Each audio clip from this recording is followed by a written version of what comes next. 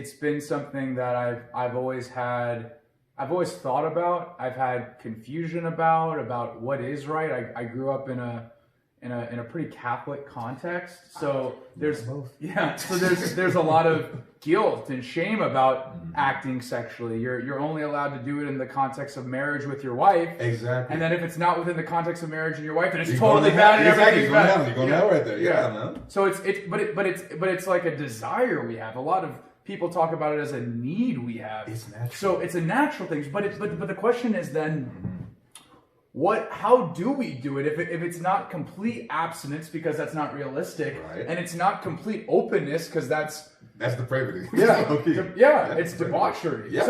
So it's somewhere in the middle. And I think for a lot of us, like in our 20s, in this over-sexualized culture, we keep asking ourselves, like, what is the best practice? And people don't know. But for me, as I've become more and more spiritual, and as I've leaned more into my relationship with God and my spirit and like really who I am, I've developed a higher regard for sex, to where I see it as something that is like a spiritual energy exchange. When I have sex with someone, it's like it's no longer a purely like animalistic sort of urge. Talk on it. It's something where I feel deeply energetically connected to this person. Talk on it. And so it does, like it deeply does affect me. So it's something to where if I am interacting with someone that I don't know well, there's dissonance there. It feels off. It's like, I don't know you.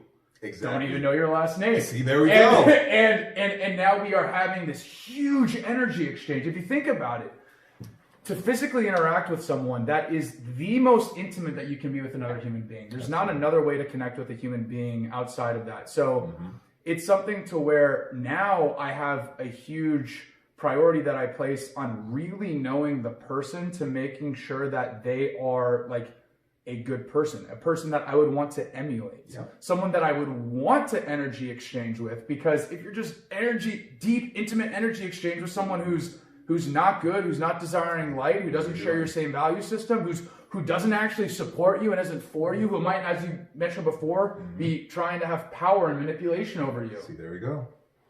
It's not a good place to be. Also, just as a man in this age, I also just don't think it's a very good thing to be having sex with women that you don't know.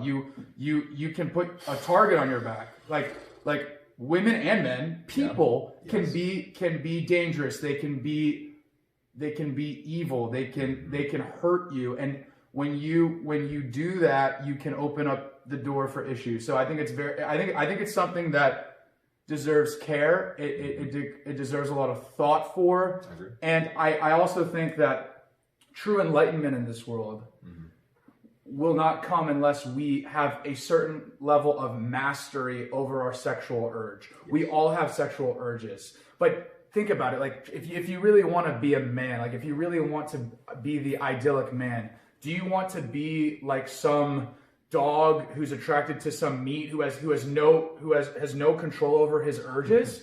Or do you want to develop a sense of mastery over this urge? Do you want to be able to, they like women can be flaunting themselves, but I'm unaffected by that. If you think about it, if the end goal is to be in a monogamous relationship, that's something that you have to ask yourself, because not everyone wants to be in a monogamous relationship. It's a big if too. But if that is something that your goal is, which for most Americans, that's how it is, especially women. Most women desire a monogamous partner. But if that's something that you want to be and aspire to be, then that is a habit that you need to practice now. You can't just get into a relationship and say, oh yeah, I'm going to stop watching porn when I'm in a relationship, or I'm going to get in a relationship, and when I'm in a relationship, then I'm going to be able to honor her. You have to build that habit and that mastery now. And if you can build it while you're single, all the more power to you than when you're sexually active with a partner. That's facts. So that's just a little musing about sex. I know we went down a little sex rabbit hole. A little sex hole.